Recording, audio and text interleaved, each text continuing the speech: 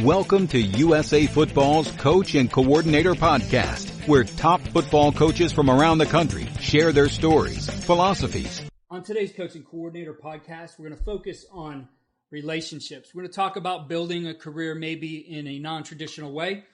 And joining us to talk about some of those things is the safeties coach at Kent State University, Will Windham. Will, great to have you here on the podcast.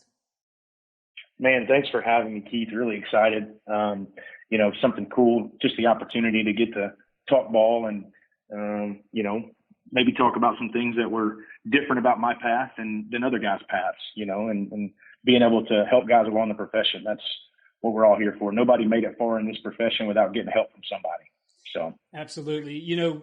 One of the unique things is that I sit down and I do 260 of these interviews a year, and a lot of those are with new coaches that I haven't talked to before, and we talk about their coaching journey. And I can honestly say that everybody's journey is unique in some way. And for you, it started at the high school level.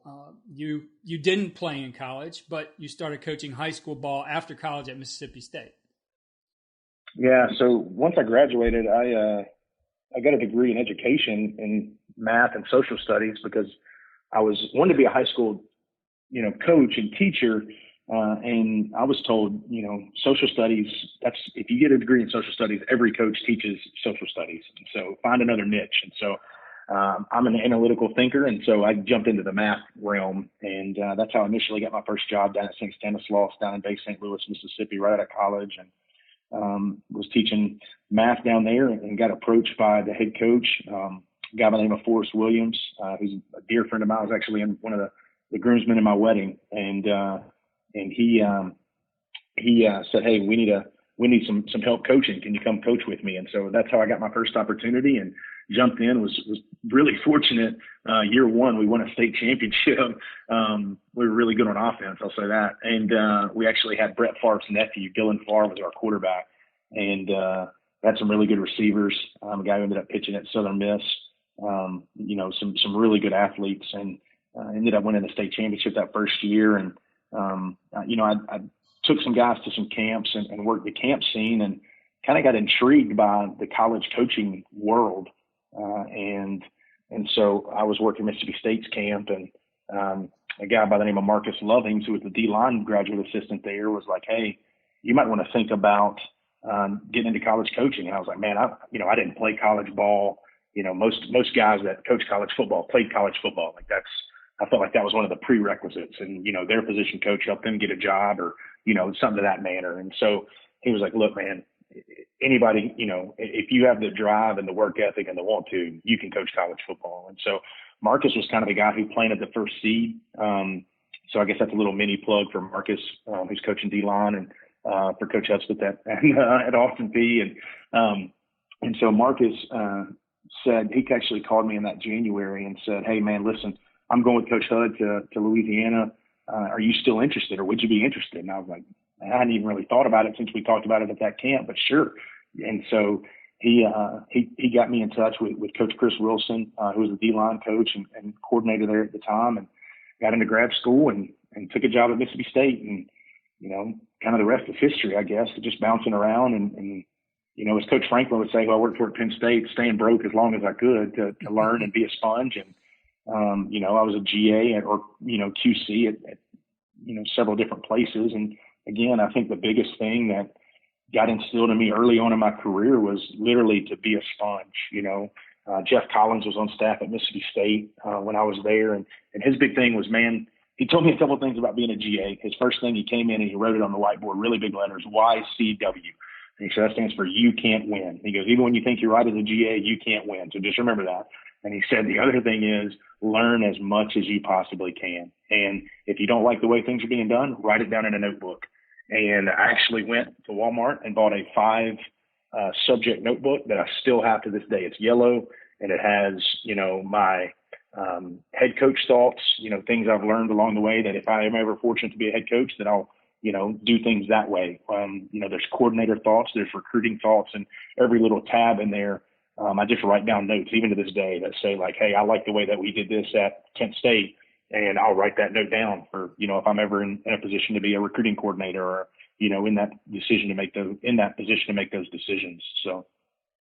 Yeah, I could tell you, Will, I have boxes and boxes of notebooks. I really am not sure why, because they just sit in my garage in those boxes. But, I think to me, it just represents that work you do, that being a sponge. There's so much to this game that you have to take that approach. And for me, it's just hard to, I'm probably never going to look at those things again, but it's hard to part with those because of what they represent. No doubt. And at the end of the day, you put time and invested, and anytime you put time and invest in something, it means more to you. Like now that we've been on this quarantine for a while, like I love cooking, and I've been cooking a lot. Well, the food tastes a lot better when I cook it, just because I put my time and effort into it. And so I think that's the same with, the work that you do is, you put a lot of work into that, and those are your notes and your craftsmanship. And so you're right. It is hard to part with those things sometimes. Where you talked about, using some of the relationships you developed early on to be able to crack that door, but you've had the opportunity, as you said, to be a sponge and learn from some great people along the way. You mentioned Jeff Collins, you mentioned Coach Franklin before we got going. Herb Hand was another one. You mentioned Dan Mullen, all kinds of guys who certainly have been able to reach the top in this profession.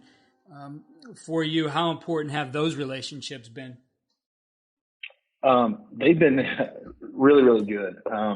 We didn't talk about, before we got started, just the time that I spent at the University of Georgia with Coach Smart. I mean, he's one of the most brilliant defensive minds I've ever been around. And I was fortunate, you talk about those relationships and how you're kind of right place at the right time. When I was a GA at Penn State, I had put together, let me backtrack a little bit. We had this master self-scout book that Coach Collins had us built when we were GAs at Mississippi State. And so I took some of those ideas to Penn State with me. And when Coach Shoup was like, hey, we're going to do self-scout, here's kind of how I want to do it. What are your thoughts? And so I showed him this book that Coach Collins had us make. And so we kind of took Coach Shoup's ideas and Coach Collins' ideas. And we talk about two really good defensive minds, and we merged them together. Well, it just so happened that year that we were really, really good on defense at Penn State. We had a really good rush defense. And so the defensive staff from Alabama came up to do some professional development with us. And so when they came up, it was Coach Smart, and it was Mel Tucker, and it was Glenn Schumann and Tosh LaPoy and Coach Bo Davis. So you want to talk about a star-studded cast getting off a private plane from Tuscaloosa, right, in this profession. And so, we spent the entire day and we talked about self-scout, and I showed him that book. And so Glenn Schumann had come with them, who was their player personnel guy at Alabama, and ended up now he's the inside linebackers coach at Georgia. And so I got a call when I was coaching at Davidson from Schumann, and Shu was like, hey, listen, we got a QC spot. We want a guy that's coached football before. Kirby loved the work you did on that self-scout book. Would you be interested in coming to Georgia? And I was like, are you kidding me? It's the University of Georgia. And so, that just, again, right place, right time, but, just being able to use those relationships formed in just a day of being at Penn State with some of those guys that had come from Alabama, to turn that into a job at Georgia where I got a chance to coach in the national championship game, and it's, that's crazy to me. Like, I was with Coach Chaney, who's now at Tennessee on that staff. And I remember we won the SEC title that year, and he was like, man, I've been coaching 20 some odd years and never won a conference title. And for me, I was in year 8 or 9 of my coaching career, and not a on the field full-time coach, but in a pretty cool role as a QC, learning and building the playbook and those type things. And I'm coaching in a national championship game and winning an SEC title, that things that are very, very cool. Now, obviously, those things are really fun and you learning experiences. But to me, I'm a big relationship guy. That's what I'm about.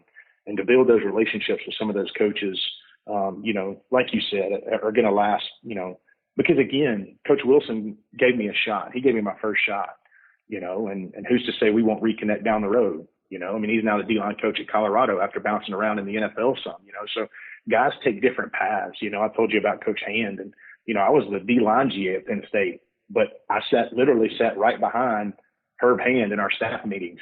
And every day Herb would come in and make fun of me, And that was Herb's way of telling me that he loved me. And so, I mean, even to this day, Herb and I still, we'll exchange texts, and, I've gotten to know him and his wife, Deb, and their kids extremely well.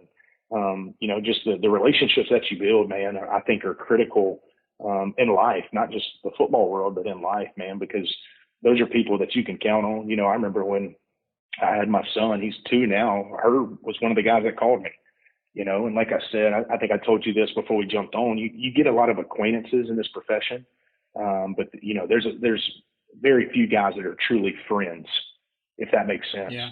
And that's, to me, the friends are the guys that, when you get in a tough spot, you can call those guys and count on them. There's some guys on the staff that I'm on now at Kent State that I would be the same way, that if I called them, I know they'd be there for me, that we're truly like family. I'm an only child, so I didn't have brothers and sisters and that family thing, but I get that vibe from guys I've worked with in the past, just from that relationship piece.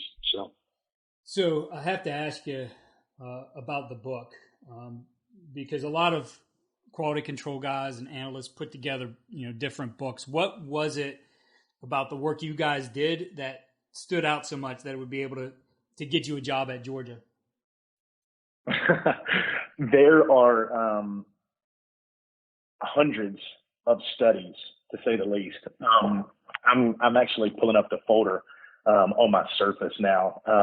So we had, when I tell you we had so many things, man, there were efficiency studies. There were, obviously there were personnel studies. There were stats. There were drive summaries. There were analysis on the coverages we ran, explosive plays, and if you gave up so many explosive plays on a drive, then that meant that they were going to score X% of the time, and, a momentum report, and, sacks, and when they occurred during drives, and how that led to, not giving up points, and, studying, TFLs, and, something that Manny Diaz did that we did at Mississippi State was called a slow grind study. And kind of the slow grind study was, on average, how many plays it took you to score a touchdown. Well, like some people look at that and say, well, that's crazy, but essentially it was the number of TDs divided by the number of total plays they ran in a year. And that's how many, they're taking this many plays to score a touchdown, and so essentially what Mel Tucker would call making them go the long, hard way, so, and, if you name it, study, we had it like, okay, a team is inefficient on first down. Let's say they throw an incomplete pass on first down. Well, what are they doing on second down, and how efficient are they when they do that run or pass on second down? Seriously, you name it, we had it in terms of the study. Studying ourselves and studying our opponents and how we could, we had a thing called, the plan to win. At every place I've ever been, right, everybody has a plan to win. Well, those weren't just things that we said at the beginning. It was, we actually compiled the numbers. And our biggest thing was we looked at and said, okay, how did they do versus us? And then what was their average in 2014? Right. I'm just looking at the Penn State version, and so like, for example, like we have this huge spreadsheet, like we played Boston College in the Pinstripe Bowl this year. Okay. And against us, they rushed for 289 yards. Not very good. Their season average was 254. So against us, they performed better than their average. So to us, that's a loss, if that makes sense. Mm-hmm. And so we would look at all of those different numbers and say, okay, what do we want our identity to be? Like, what is our quote unquote plan to win? And then we would look at it and say, okay, well, where did we come up short? Well, wherever we come up short, that's what we have to emphasize moving forward. Like, okay, we weren't very good on third downs. Well, how can we tweak our third down defense? Or we weren't very good against the pass. Well, what changes can we make? And to me, like quality control, everybody talks about, yeah, we do this quality control book. And to me, numbers, I told you I'm very analytical, but when I look at it and say, well, how do you use the data? Yeah. Anybody can go in and build a spreadsheet. Anybody can go in and say, yeah, this was our numbers. What do you really learn from it? How do you take those numbers and kind of mold who you are to make yourself, again, I'm a defensive guy, so mold yourself into a better defense. Okay, well, our blitzes when we rushed 5 weren't very good. Well, why weren't they very good? Well, look, here's the data. Let's watch the film, figure out what happened, and so we can make ourselves better. And I think that's important. And some of it's what we call Johnnies and Joes in the profession. And scheme can only take you so far. That kid's mom and dad have to help you at some point, Right. And that's called recruiting. And so, but that book, I mean, again, you name it, we had it in there. So that you kind of started to touch on this a little bit here. And I imagine, Coach, someday your goal is to be a defensive coordinator, maybe beyond. But, when you get to that point, and I'm sure you're still doing a lot of these studies or having your QCs and analysts do these studies now, all that data sometimes can become overwhelming. So when you look at it, what really become the things that are going to pop and stick out? And I know it's probably going to be different from team to team, but as you're looking at all this data, being able to make it actionable, I guess, and simplify those things, because at the end of the day, you only have so much time with your players, whether that's in the classroom or on the field. You have to take some action on that data. So what things do you think what would be your approach, I guess, would be a better question, to how you would look at all this data? Right. I think the most important thing is look at what you were good at, because I think that's important to understand what you're good at. Because if you have guys that are good at certain things, you can expand on those things. And I think the other thing is look at how you can tweak the bad things. So build on the good things, tweak the bad things. So that's kind of my general philosophy, right? That's my coach speak answer. So my real answer, I think, is more so when you look at it, again, the numbers tell you one story, but when you watch the film, it tells you a different story. And I think the more that you can build so let's say we struggle on third down because we played more zone, but we have good corners and safeties that can play man. Okay. Well, then we probably need to play more man on third down the next year, because I think I'm a firm believer in fitting your scheme to your personnel.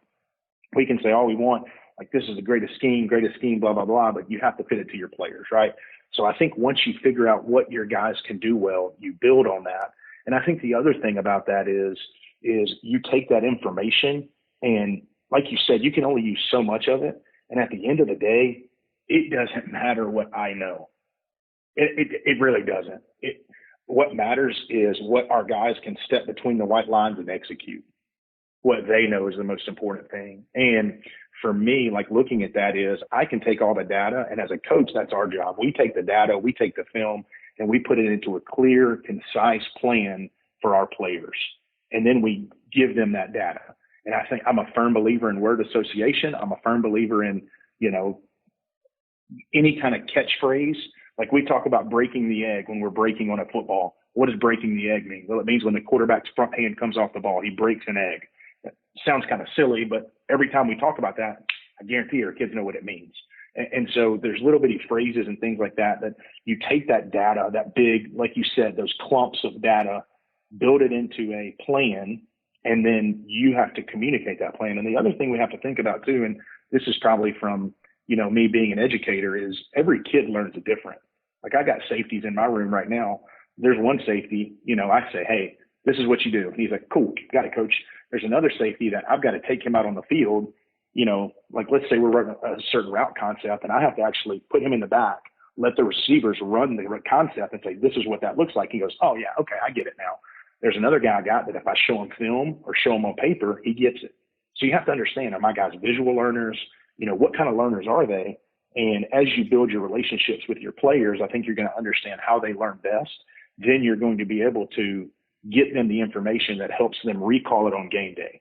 Another good thing is we do get to coach on game day. It's not like we, let them prepare for a test all week and then run them out there. I think one of the things that Coach Lewis always says at Kent State, and that I love, is he says we get to take the test with the players on game day. We let them study for a test all week. We help them. We show them all the answers. We show them the film.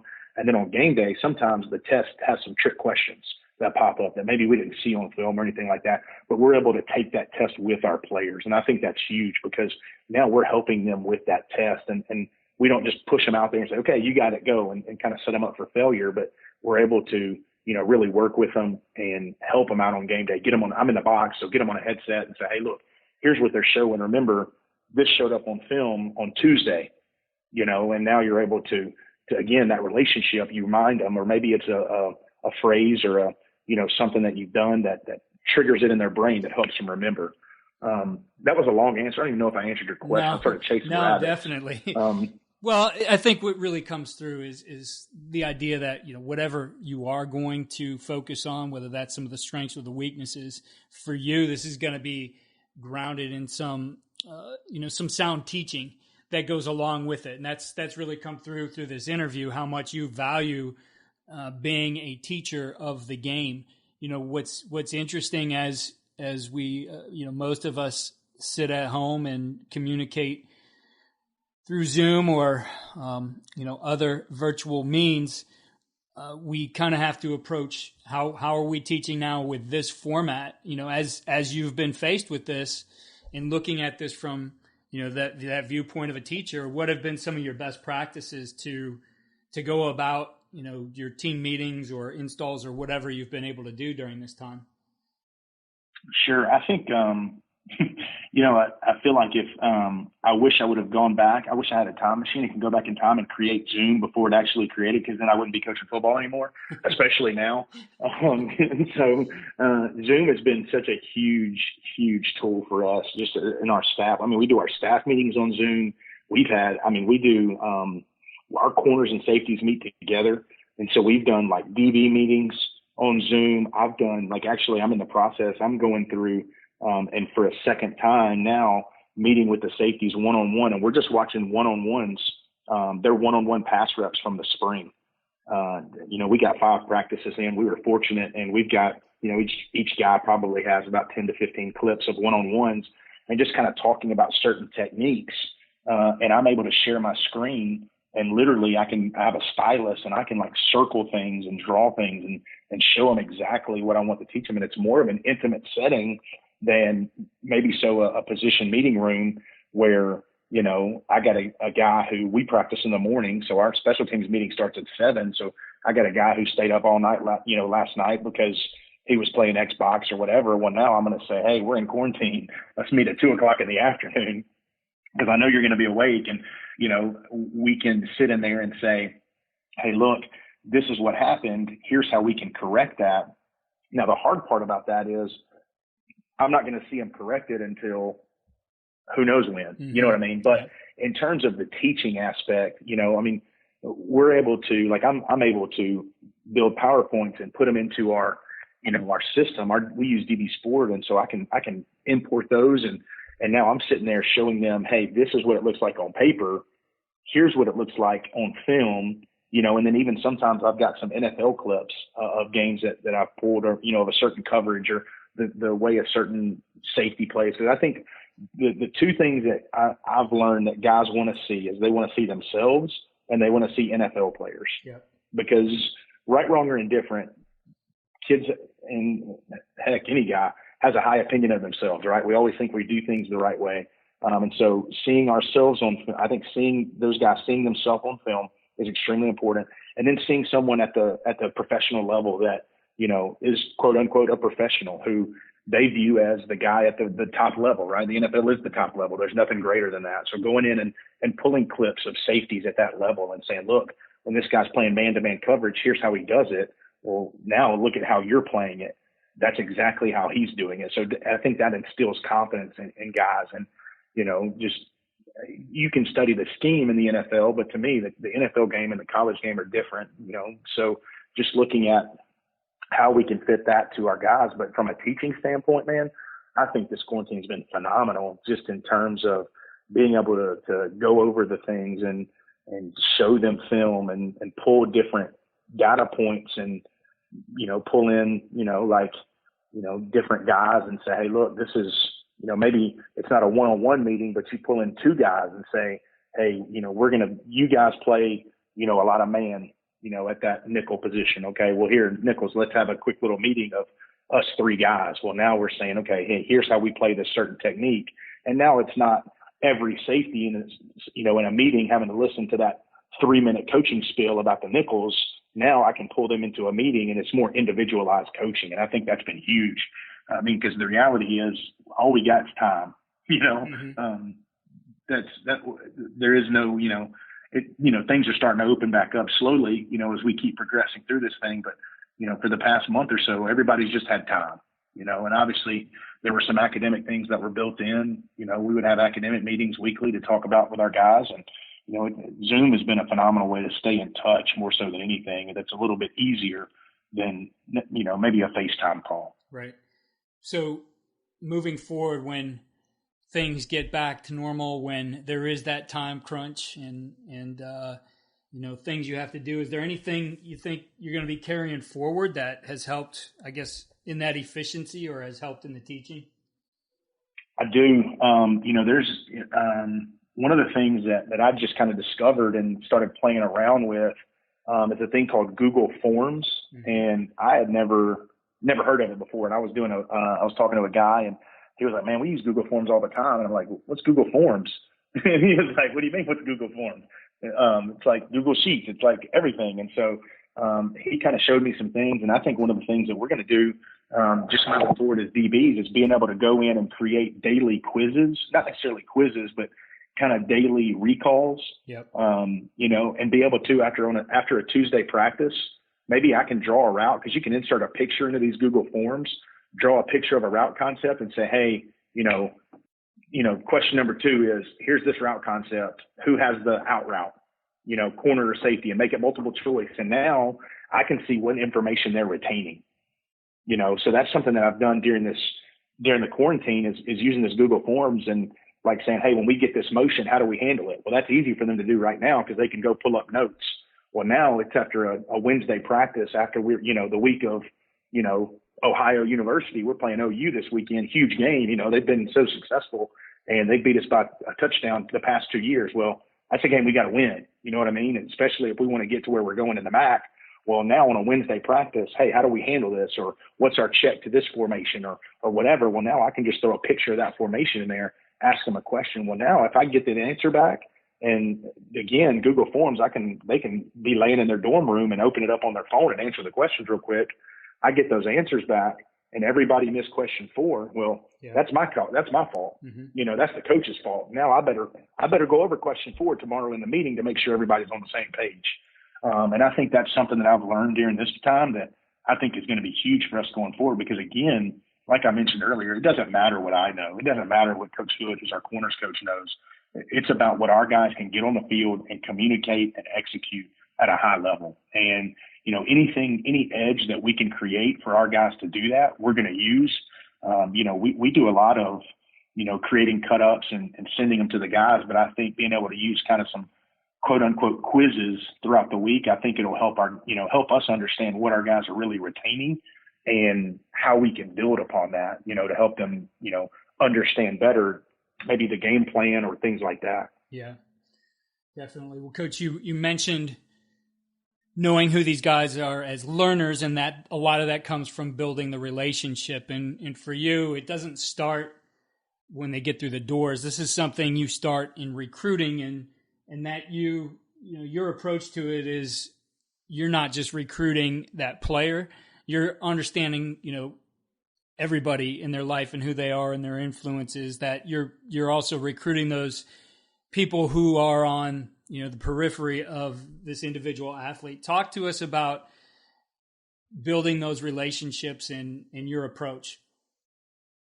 Sure. Like I told you earlier, that was something, being an only child, I didn't have, I was like, I had a bunch of friends, I could talk to the wall right here beside me. I never met somebody who was a stranger. That's what people used to say about me. And just, I think part of that was because I was an only child and I had to make friends. And, another piece of that is just, I told you before we got started, that was something that Coach Franklin stressed at Penn State was in that recruiting process, is just the relationship piece. And, just thinking back to all the things that Coach Franklin did, he was, one of the most down to earth people. We would be working in the springtime when the coaches would be on the road recruiting, and Coach Franklin would come into the GA office and prop his feet up on the table and just kind of shoot the breeze with us, And so to me, that just showed that he meant what he said when he talked about relationships.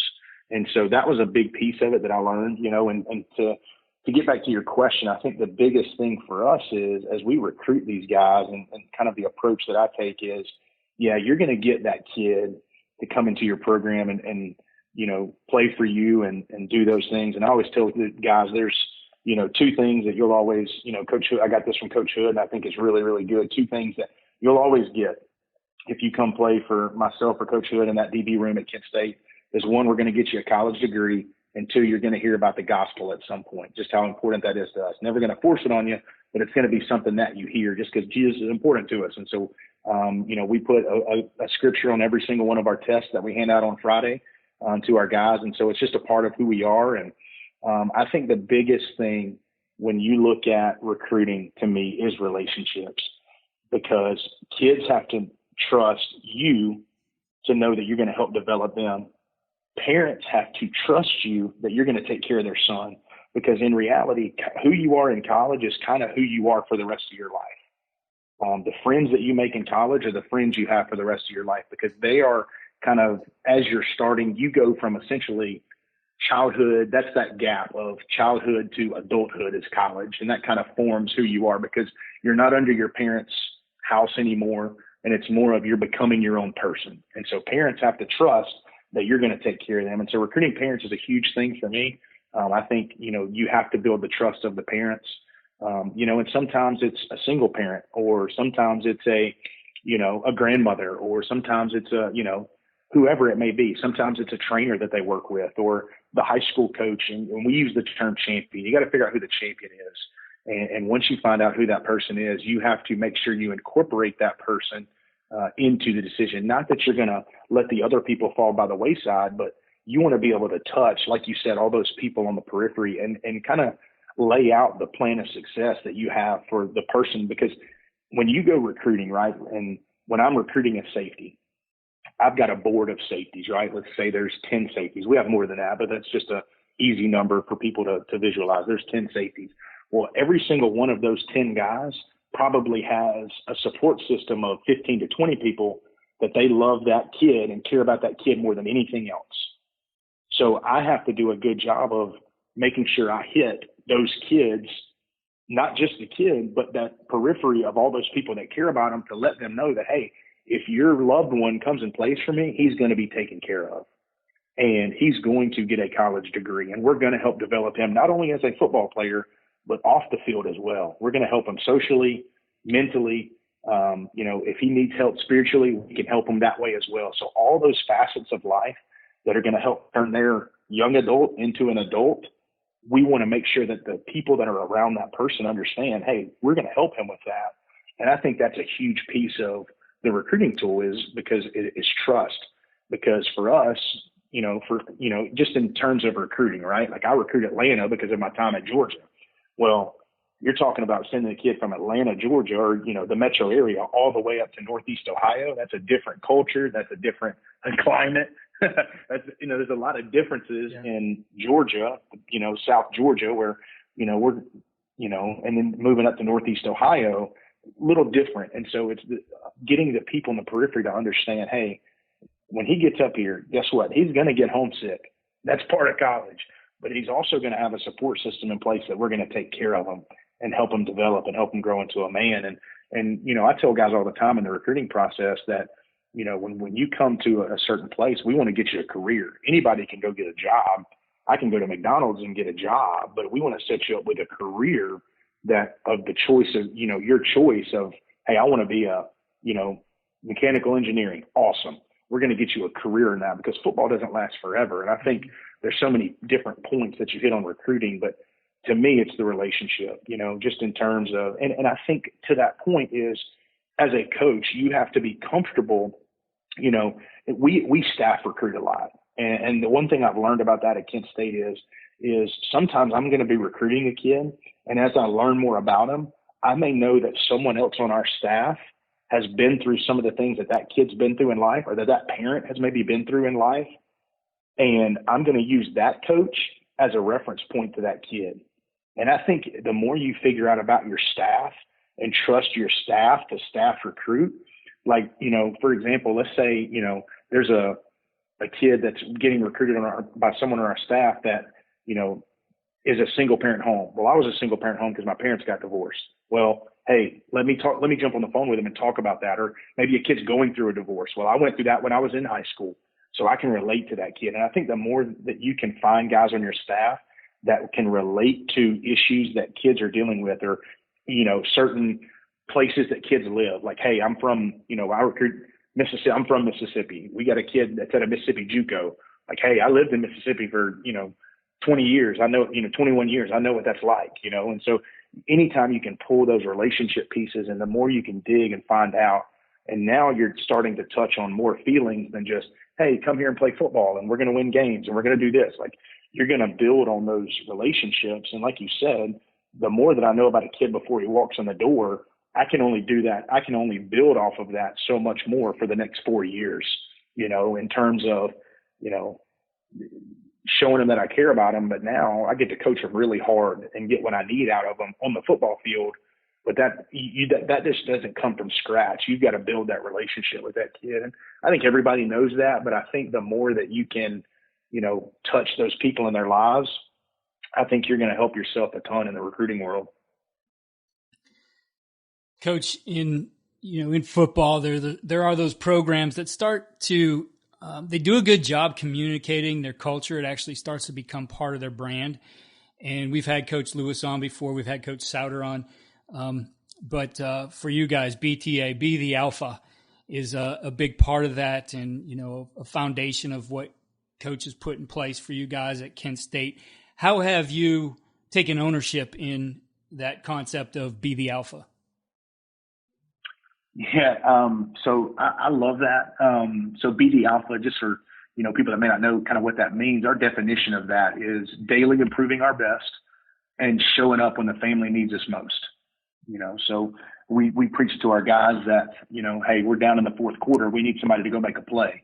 It's fourth and goal against Buffalo, and we need a play to score to keep us in that game, to help us go to a bowl game. And Dustin Crum throws a pass to Mike Kerrigan for a touchdown on fourth and goal from the 4 that keeps us alive. That's some alpha type characteristics. We need, we're down. We got a couple guys injured against the school down the road, and Will Matthews, who's a senior for us, who has a successful food truck company now, rushes for over 200 yards. That's alpha type stuff for us. We need last game of the year against Eastern Michigan, and we got to win, and we have a safety get 2 interceptions and have a TFL and block a field goal. Well, that's alpha type qualities. And so that's showing up when the family needs you. And I think for, just for me is just in those regards, I tell the guys all the time, and Coach Hood and I talk about this in our meeting room, is to match our energy, because it's not the easiest thing in the world to ask a 19-year-old to get up every single morning and practice as hard as they can super early in the morning. And for me, I think the biggest thing is get them to match up my energy. If I can wake up and I can be energetic, now it's going to take me a couple cups of coffee during that special teams meeting. But once I get going, if I can get them to match our energy, it's only going to build and build and build. And I think that's kind of, for me, that's the biggest thing for me. And then kind of that, improving our best on a daily basis is, where can I grow? And finding one area that you can grow every day, whether you say, hey, today it's going to be, and it can be anything, right? Like, I just started this keto diet, and it's, what could the one thing be today? Well, it's, make sure my carb intake doesn't go over a certain level. Well, to me, that may sound silly, but that's something that you're setting your mind to. And discipline is a huge part of, the things that we're doing. So what is it that day? I've been doing a lot of professional development since I've been quarantined, and so it's, hey, who can I reach out to that I really like the way that they, their DBs are really good? How can I get in touch with them through Twitter or whatever, and maybe be that sponge again and take a ton of notes and figure out if there's a little nugget that I can take away from that to help my guys be better, and I think that's kind of how I try to embody that is always trying to learn and always trying to make myself better. So in turn, I can help my players be better on and off the field. Coach, you shared a lot of great stuff with us here today on the podcast, but looking at all the things you do as the coach, what's the one thing that you do that really gives your players the winning edge? I think the biggest thing is I love them. And that may sound like a silly answer, but I think that every single one of my guys, like if you called every safety on our roster, they would tell you that I got their back. Whether they're right or wrong, or whether they did good or bad, like they know, like they can come to me, I'm going to put my arm around them and I'm going to help them. Whether that's, in football or in life, and it's not a 4-year thing. it's the rest of their life thing. You know, like the relationship piece, right? I think that's the biggest thing is they know I love them. They know I got their back. And I think that frees them up to go out there and play and not be afraid to make mistakes. Because, I think the biggest thing for me is they are going to make mistakes and everybody makes mistakes, but it's either I don't care about mistakes. I care about solutions. Nobody cares about problems, but how can we create solutions? And I think that's the biggest thing for me is that I love them. I'm going to put my arm around them. I'm going to give them that ability to go out there and play kind of carefree and knowing that, hey, if I do screw up, we're going to learn from it and we're going to grow from it and we're going to get better. Coach, I know you shared one of your areas, at least as far as recruiting, but for our listeners, again, what areas around the country do you recruit? I recruit in Ohio. I recruit the Dayton area, and then I'll kind of work north to south. I recruit Louisville, kind of the Louisville area, Louisville and surrounding area there. I recruit kind of Charlotte metro, the Queen City metro area there, a couple counties around Mecklenburg, and then Coach Hood, who's our corners coach, and I both recruit Atlanta. We kind of take it and split it in half along I-20. So I kind of take the north half and he takes the south half of that. So those are my big areas. And then obviously safeties from all over. Obviously we're looking for the best safeties that can come in. And so positionally we recruit all over. We recruit Canada some as well. So we're not only nationwide, we're going global with our safety recruiting. So Coach, what's the best way for our listeners to connect with you? Very easily can find me on Twitter, Coach Windham, Windham. It's easy. You can hit me there, Coach Windham, very easy. My email address is just my first initial, last name, Windham @kent.edu. Very easy to catch me there as well. Always, can get in touch with me there, and then, we can link that way and whatever, if I can ever be of assistance to anybody, I'm always an open book. And again, guys gave me opportunities in this profession that I'll forever be grateful for. I think I tweeted about it last week.